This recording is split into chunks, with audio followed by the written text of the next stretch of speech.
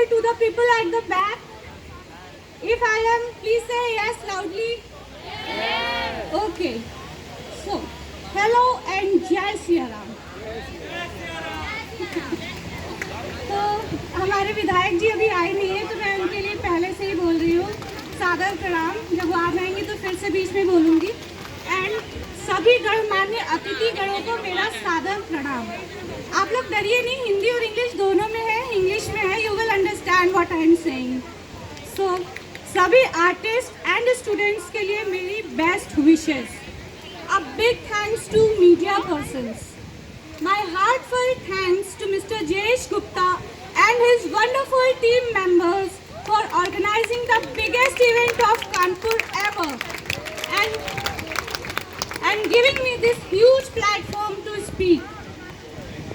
आज मैं निहारिका अग्रवाल यहाँ आपके सामने रामचरितमानस, जिसकी रचना गोस्वामी तुलसीदास जी ने 500 वर्ष पूर्व की थी, उसके बारे में बात करने आई हूँ।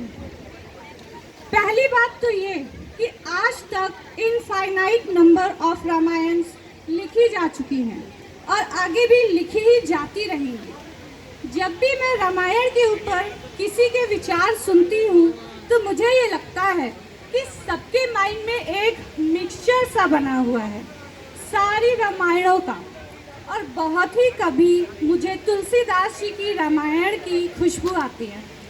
बीच में मैं थोड़ा सा ब्रेक कर रही हूँ। आई नो आप लोग ने बहुत एंजॉय किया कैरावान के साथ, मैंने भी किया, बट ये भी कुछ इम्पॉर्टेंट है, तो मैं चाहती हूँ आप लोग का पार्टिसिपेशन मुझे मिले एज लिसनर्स, राइट?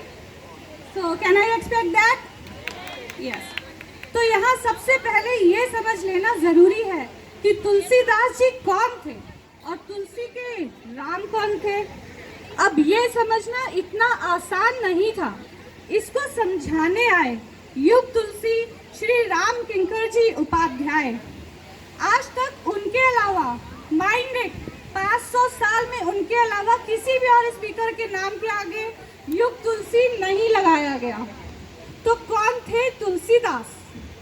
वो वही अनफॉर्चुनेट बालक थे जिनकी बर्थ के समय ही उनके एस्ट्रोलॉजर फादर ने उनको छोड़ दिया, क्योंकि उनकी एस्ट्रोलॉजी के हिसाब से वो बच्चा उनके लिए लकी नहीं था और उसके जन्म के कारण उनकी मृत्यु होनी थी। उन्होंने अपनी पत्नी अर्थात तुलसीदास जी की माँ को भी मजबूर किया कि वो उनका पालन पोषण ना करे। सच में कुछ समय पश्चात दोनों की मृत्यु हो गई। एक दासी ने कुछ समय तक उनको पाला पोसा, किंतु फिर उसकी भी मृत्यु हो गई। एस्ट्रोलॉजी पर अंधविश्वास के कारण ही उनके पिता ने यह क्रूअल स्टेप लिया। अगर उन्हें लगता भी था कि डेथ तो होनी ही है, तो वो ये भी तो सोच सकते थे कि चाहे कम समय के लिए ही सही, वो उस बालक को अपना पूरा प्रेम दे दें। डू यू एग्री और नॉट? जो सुन रहे हो वही बोले। खैर, वो बालक घर घर भीख मांगने को मजबूर हो गया, लेकिन हर कोई उस अभागे बालक को देखकर अपने दरवाजे बंद कर लेता था। तुलसीदास जी कहते हैं कि यदि कोई 4 चने के दाने भी दे देता था तो वो उन्हें 4 फल अर्थ, धर्म, काम और मोक्ष के समान ही लगते थे। इस अभागे बालक को यदि किसी ने प्रेम से अपनाया तो वे थे उनके गुरुदेव। वो उन्हें रामायण की कथा सुनाते थे, जैसे मैं इस समय आप लोग को सुना रही हूँ। छोटे से बालक को सही से समझ नहीं आती थी, आपको भी नहीं आ रही है, तो वे प्रेम से बार बार सुनाते समझाते थे।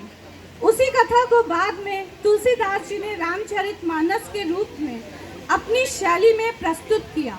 बार बार वे अपने गुरुदेव का स्मरण करते ही रहते हैं। जैसा कि फोक लोर है, आप लोग सुनिएगा जो मैं बोल रही हूँ, उससे अपने आप को आइडेंटिफाई भी करिएगा कि तुलसीदास जी का जब विवाह हुआ तो उन्हें अपनी पत्नी से बहुत ज़्यादा अटैचमेंट हो गया, क्योंकि उनके जीवन में तो कोई रिलेटिव ही नहीं था। वो उसके बिना एक क्षण भी नहीं रह सकते थे। किसी कारणवश उनकी पत्नी को अचानक अपने पिता के घर जाना पड़ा। सो फोकस नाउ, मैं आगे क्या बता रही हूँ। उस समय तुलसीदास जी घर पर नहीं थे। जब वो घर आए तो पत्नी वहाँ नहीं थी। ये देख के वो इतने डिस्ट्रेस्ड हो गए कि भयानक आंधी तूफान में ही चल पड़े। एक डेड बॉडी का सपोर्ट लेकर उन्होंने एक नदी जिसमें बाढ़ आई हुई थी उसको पार किया। सांप को रस्सी समझकर वे अपनी पत्नी के रूम तक चढ़ के चले गए। ये सब देख के जो उनकी वाइफ थी वो इतनी एम्बैरेस्ड फील हुआ उसको कि उसने बोला, उनके ऊपर टॉन्ट्स कसे कि इतना अटैचमेंट मेरी इस बॉडी से ना करके अगर राम से किया होता तो बात ही क्या थी। गोस्वामी तुलसीदास जी को यह बात चुभ गई और फिर वो राम के दर्शन को व्याकुल हो उठे। चित्रकूट में उन्हें श्री राम लक्ष्मण के दर्शन हुए। बाद में उन्होंने शंकर जी की कृपा से रामचरितमानस लिखी। अब हम लोग आते हैं असली बात पर, जिस युग में हम लोग रह रहे हैं। अब बात ये आती है कि जैसे एक बार मेरे गुरु जी से किसी ने पूछा कि हर युग में रावण कुंभकर्ण अलग अलग रूपों में हुए, तो उस हिसाब से कलयुग, आई होप यू नो ये कलयुग चल रहा है, तो उस हिसाब से कलयुग तो सबसे अच्छा है क्योंकि इस युग में तो कोई रावण कुंभकर्ण नहीं हुए। गुरुदेव ने यही कहा कि हर युग में तो केवल एक एक रावण कुंभकर्ण हुए, लेकिन यहाँ तो इतने रावण कुंभकर्ण है, I am not Poynting eight anyone, कि उसकी गिनती ही करना इम्पॉसिबल है। लेकिन हमें तो एक भी दिखाई नहीं दे रहा। Even I can not see any Ravana Kumbhakarna here. Goswami ji कहते हैं कि कलयुग में ये फिजिकल फॉर्म में नहीं है। ये कैसे है? ये हमारी माइंड की टेंडेंसीज के फॉर्म में है। फॉर एग्जाम्पल, रावण को मोह कहा गया है। सभी कॉलेज स्टूडेंट्स ने एक ना एक बार ये लाइन बोली होगी, सब माया मोह है। वही वाला मोह मैं बोल रही हूँ। सुनाई दे रहा है? ओके। मोह इज डेल्यूजन। इसका एग्जाम्पल हम सबकी लाइफ में है। एग्जाम्पल में अगर बात करें तो यहाँ सारे यंगस्टर्स हैं जिनको अपनी लाइफ से बहुत कुछ चाहिए, लेकिन उनको जो भी चाहिए उसके लिए अच्छी तरह वो जानते हैं कि फोकस करना कहाँ है, लेकिन सब कुछ जानते हुए भी वो फोकस कहीं और लगा रहे हैं। अब आप अपने दिल में जानते होंगे आपको अपनी लाइफ से क्या चाहिए और फोकस आप कहाँ लगा रहे हैं, right? Then desired results fix time frame में नहीं मिलते। ये बात समझ भी आ गई, बट बार बार रिपीट कर रहे हैं। इसी को मोह कहते हैं। एंड गाइस, यही हर प्रॉब्लम का रूट कॉज है। अगर आज मेरी ये बात याद रह जाए तो इस पर ध्यान दीजिएगा। Likewise Kumbhakarna is ego. सारे कैरेक्टर्स हमारी लाइफ के स्ट्रेंथ्स एंड वीकनेसेस को रिप्रेजेंट करते हैं। रामचरितमानस एक मिरर जैसा है, just like the selfie camera on your phone. अब अगर बहुत से लोगों ने आज यहाँ पे सेल्फीज ली होंगी पेंटिंग्स के साथ, तो अब अगर बैकग्राउंड में किसी आर्टिस्ट की पेंटिंग है और आप सेल्फी लें तो दोनों दिखेंगे ना, पेंटिंग भी और आप भी। इतना समझ में आ रहा है ना? इतना इजी है, ठीक है? तो इसी तरह इसमें बैकग्राउंड में राम जी का और उस समय के लोगों का कैरेक्टराइजेशन तो है ही, हम भी इसमें अपने आप को देख सकते हैं। जो भी लाइफ में हमें पेन मिलता है, सफरिंग मिलती है, उसको हम इजीली समझ के उसके सॉल्यूशंस निकाल सकते हैं। मुझसे किसी ने पूछा, और आई थिंक आप लोग के मन में भी ये क्वेश्चन आता ही होगा, कि जो ग्रे कैरेक्टर्स हैं, ग्रे कैरेक्टर्स आप लोग समझते हैं ना, जो विलेंस हैं, वो ऐसे क्यों बने? अगर ये बताया जाए तो मे बी हम भी वैसे बनने से बच सकते हैं अगर चाहें तो। क्यों? क्योंकि आजकल तो it is considered to be cool. They say ना, I am a bad ass. Ramcharitmanas में इसको दो एंगल से एक्सप्लेन किया गया है। पहला तो ये कि कोई ऐसा बना तो क्यों बना, और बन भी गया तो क्या उसने सही होने के लिए ट्राई किया। दूसरा एस्पेक्ट ये बताया गया है कि जो गुड कैरेक्टर्स थे उनकी लाइफ में भी ऐसी सिचुएशंस आई, जैसे कि हम सारे बैड कैरेक्टर्स तो नहीं है ना, गुड कैरेक्टर्स हैं, फिर भी हमारी लाइफ में भी बहुत सारी वीकनेसेस और शॉर्ट कमिंग्स आ जाती हैं। तो वैसे ही उन गुड कैरेक्टर्स की लाइफ में भी कुछ बुराइयां आई, बट बिकॉज उनका बेसिक नेचर वो नहीं था, वो जल्दी ही राइट पाथ पर वापस आ गए। इनफैक्ट पहले से भी ज़्यादा इवॉल्व हो गया। मेरी आवाज़ सही से आ रही है ना? ओके। इसको हम ऐसे भी समझ सकते हैं कि एक क्रिमिनल जो करता है सोच समझ के, प्लान करके, जानबूझ के करता है, इसलिए उसको पनिशमेंट मिलता है, जेल होती है। दूसरा एक पेशेंट के जैसा है जिससे सब सिंपैथी करते हैं कि भाई ये तो बीमार है, तो बीमारी केवल शरीर में नहीं आती, मन में भी आ जाती है, तो उसको दवा दी जाती है और वो हेल्दी हो जाता है। तो इमेजिन करिए कि इस मिरर में या सेल्फी में खुद को भी देख रहे हैं और राम जी को भी देख रहे हैं। वो परफेक्ट दिख रहे हैं, हमारे थोड़े हेयर दिख रहे हैं, कपड़े सही नहीं है, फेस पे थोड़ी डर्ट लगी है, तो ये सब सही करके हम एक परफेक्ट सेल्फी ले लेते हैं। मिरर या सेल्फी कैमरा हमारी हेल्प कर रहा है कि क्लिक करने से पहले रिव्यू देख लो, परफेक्ट हो जाओ। अभी क्या होता है देखिएगा, कुछ लोग जो आपके फ्रेंड्स लग रहे हैं असली में है नहीं, उनकी बात बताने जा रही हूँ मैं। अभी क्या होता है कि अगर किसी ने बैक कैमरा से आपकी फ़ोटो क्लिक कर ली और कहीं पोस्ट कर दी, आपको दिखाए बिना, तो लड़ाई हो जाती है ना, होती है कि नहीं होती है? तो एक्चुअली इसका मतलब ये हुआ कि वो हमारे रियल फ्रेंड्स है ही नहीं। मिरर ही रियल फ्रेंड होता है जो बिना बोले अकेले में हमें बता देता है कि सही कर लो पहले, तब घर के बाहर जाना। रामचरितमानस यही हेल्प करता है कि हमारा मजाक ना उड़े, हम परफेक्ट बन जाएं।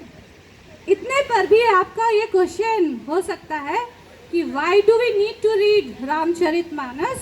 We don't need. इसका सिंपल सा आंसर ये है कि ऐसे ऐप्स आते हैं like I use Canva for social media post. उसमें क्या है, हर तरह का टेम्पलेट है, Instagram post, stories, YouTube thumbnails, photo collage, wallpapers etcetera etcetera.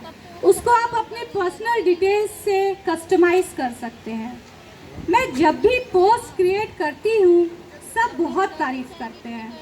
Secret तो मैं ही जानती हूँ कि 5 मिनट भी नहीं लगे। अब वही काम मैं स्क्रैच से करूँ, पहले प्रोग्रामिंग लैंग्वेज लर्न करूँ, कोडिंग करूँ, ऐप बनाऊँ, टेस्ट करूँ, लॉन्च करूँ, समझो कितना टाइम लग गया? मिनिमम 1 ईयर लग गया कि नहीं लग गया? 5 मिनट के काम के लिए लग गया ना? ठीक। तो अनलेस ये भी मैं कर सकती हूँ, अनलेस कि ये मेरा सिलेबस हो और इसमें ही करियर बनाना हो, otherwise it is the most stupid thing to do. Likewise, Ramcharitmanas is an app with infinite templates. Add or delete the elements. कौन सा कैरेक्टर आपके जैसा है? अभी इस समय आप किसके जैसे हैं, वहाँ से स्टार्ट करके आपको किसके जैसा बनना है। क्योंकि यार हम लोग की लाइफ में यही होता है, मान लो वेट लूज़ करना है, सीधे सोच लेते हैं 20 kgs लूज़ करना है और अपने को भी देख नहीं रहे हैं, फिर थोड़ा सा ट्राई करते हैं और फिर हार मान जाते हैं।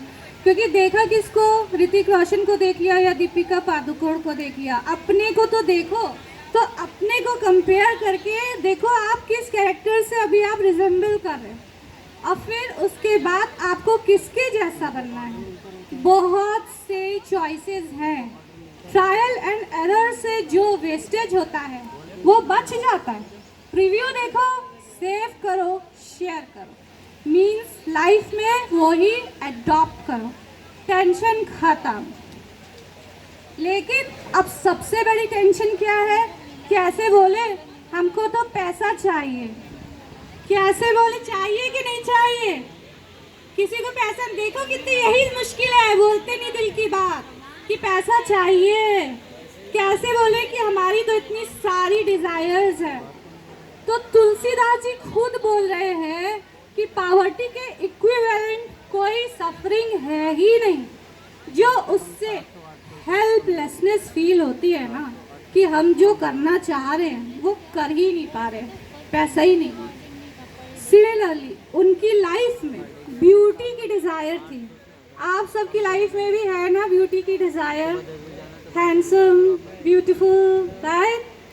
तो उन्होंने ना तो गिल्टी फील कराया ना उसको फॉल्स बोला। He showed a step by step guide कि कैसे हम जो चाहते हैं वो भी मिले।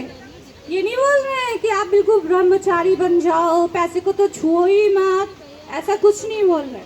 और लाइफ में हमको वो भी मिले और ब्लिस भी मिले जो कि टिकाऊ हो, क्योंकि यार कई चीज़ें मिल भी जाती है फिर भी हैप्पीनेस स्टे नहीं करती। तभी हम लोग कुछ ना कुछ नया चाहते हैं। रिलेशंस भी इसीलिए बदलते रहते हैं, क्योंकि कुछ दिन तक अच्छा लगता है फिर थोड़ा सा, है ना? तो वही तो ऐसा हमको ब्लिस चाहिए जो परमानेंट हो, जो टिकाऊ हो। चाहिए कि नहीं चाहिए? हाँ। जिस बालक को सब जगह क्लोज डोर्स मिले, आज घर घर में उनकी ही रामायण की पूजा हो रही है। उनकी रामायण बेस्ट सेलर कैसे बनी? उनके राम दंड देने वाले राम नहीं है, कृपालु राम है, जो हम सबको समझते हैं। उस भूखे बालक की भूख ऐसी मिटी कि वो सबकी भूख परमानेंटली मिटाने वाला बन गया। हम सबके मन में सेम टू सेम क्वेश्चन उठते हैं। हाथ खड़े करिएगा अगर एग्री करते हैं। For example, what is Karma? क्या सब कुछ प्री डेस्टिन्ड है? तो एफर्ट्स क्यों करें? ट्रू लव है या नहीं, इस पे तो हाथ खड़े कर दो। कैसे मिलेगा ट्रू लव? क्या सल्वेशन या मोक्ष डेथ के बाद ही मिलता है? अब क्या है कि रामचरितमानस में 4 पेयर्स हैं, लिसनर्स और स्पीकर्स के। तो सब में एक एक लिसनर, एक स्पीकर है। अब यहाँ मैं एक स्पीकर हूँ, मुझे नहीं पता कि मुझे कोई एक भी ध्यान से सुन रहा है कि नहीं, लेकिन चलो हम तो बोलेंगे। तो तुलसीदास जी उस एक पेयर के स्पीकर हैं और लिसनर कौन है? Any guesses? लिसनर है उनका मन। मन को कभी माइंड कभी हार्ट के वे में यूज किया जाता है। हम लोग कहते नहीं हमारा मन ऐसा बोल रहा है, तो वो दिल के बारे में बोलते हैं। और जब बोलते हैं यार हमारे मन में बहुत ख्याल आ रहे हैं, तो माइंड के बारे में बोलते हैं। तो तुलसीदास जी, मेरा, आपका, हम सबका मन एक जैसा ही बिहेव करता है। ये मत सोचो कि 500 साल पहले का मन अलग था, 5 लाख साल पहले का भी मन अलग नहीं था, सिर्फ कपड़े बदल गए हैं, अंग्रेजी में बात कर रहे हैं, बाकी मन वही है। हाँ। ठीक।